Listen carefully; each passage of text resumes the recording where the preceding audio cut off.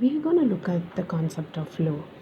In this, we will see what is flow, the benefits of flow, the characteristics of flow, and various examples of flow and how to achieve flow. First of all, we would see what is flow. Flow is a state of mind in which a person becomes fully immersed in an activity. Positive psychologist Mihaly describes flow as a state of complete immersion in an activity. People are completely involved and focused on what they are doing during this time. Examples are creative arts such as painting, drawing, or writing, in which the person is completely involved in what he is doing.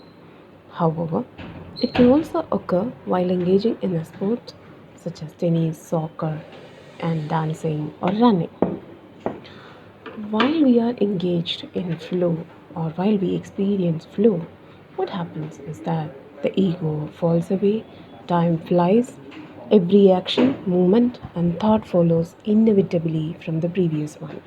It's like playing a jazz. Your whole being is involved and you're using your skills to the utmost.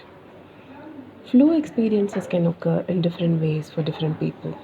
It occurs when you're doing something that you enjoy and in which you are quite skilled. There is an increase in activity of dopamine, an hormone, which a brain chemical which involves in pleasure and motivation. This happens when people are experiencing flow. Now we will look into the benefits of flow. We can see that there is better emotional regulation.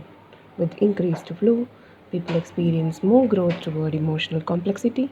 This can help people develop skills that allow them to regulate their emotions more effectively. There's greater enjoyment and fulfillment. People in a flow state enjoy when they are doing more. Because the task becomes more enjoyable, people are also more likely to find it rewarding and fulfilling. Research also suggests that flow states may be linked to increased levels of happiness, satisfaction, and self actualization. There is greater intrinsic motivation because flow is a positive mental state. It can help increase enjoyment and motivation. Intrinsic motivation involves doing things for internal rewards. There's increased engagement. People in a flow state feel fully involved in the task at hand. There is improved performance seen. Research has found that flow can enhance performance in a wide variety of areas, including teaching, learning, athletics, and artistic creativity. Learning and skill development is a part of flow because the act of achieving flow indicates a substantial mastery of a certain skill. People have to keep seeking new challenges and information in order to maintain the state. There's more creativity. Flow states often take place during creative tasks, which can help inspire greater creative and artistic pursuits. We will now look into the characteristics of flow. According to Mihaly, there are 10 factors that accompany the experiences of flow. While many of these components may be present, it is not necessary to experience all of them for flow to occur. The activity is intrinsically rewarding. There are clear goals that, while challenging, are still attainable. There is a complete focus on the activity itself. People experience feelings of personal control over the situation and the outcome.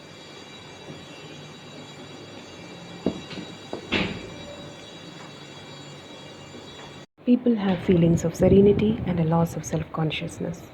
There is immediate feedback. People know that the task is doable and there is a balance between skill level and the challenge presented. People experience a lack of awareness of their physical needs. There is strong concentration and focused attention. People experience timelessness or a distorted sense of time that involves feeling so focused on the present that we lose track of time passing. When we say a few examples, while flow experiences can happen as a part of everyday life, there are also important practical applications in various areas, including education, sports, and the workplace. Flow is perhaps most often associated with creativity. For example, a writer experiencing a state of flow may become so immersed in their work that time passes without them even noticing. The words flow easily and quickly. An artist might spend hours working on a painting and emerge with a great deal of progress that seemed to fly by quickly. It's also suggested that overlearning a skill, a concept, can help people experience flow. Another critical concept in this theory is the idea of slightly extending oneself beyond one's current ability level. The slight stretching of one's current skills can help the individuals experience flow. Engaging in a challenging athletic activity that is doable but presents a slight stretching of your abilities is a good way to achieve flow. Flow can also occur when workers are engaged in tasks where they are able to focus entirely on the project at hand. For example, a writer might experiences while working on a novel, or a graphic designer might achieve flow while working on a website illustration. To achieve flow, set clear goals, eliminate distractions, choose something that you enjoy, and an element of change to the activities.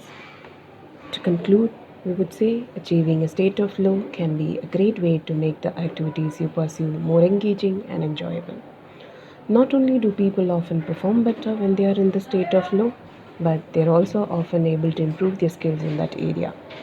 Fortunately, it is also a skill you can learn to achieve with practice. It is important to remember that flow is a dynamic and ever changing state. As your skill levels increase, you will need to continue to adjust the levels of challenge that is needed to help initiate a state of flow. Thank you so much.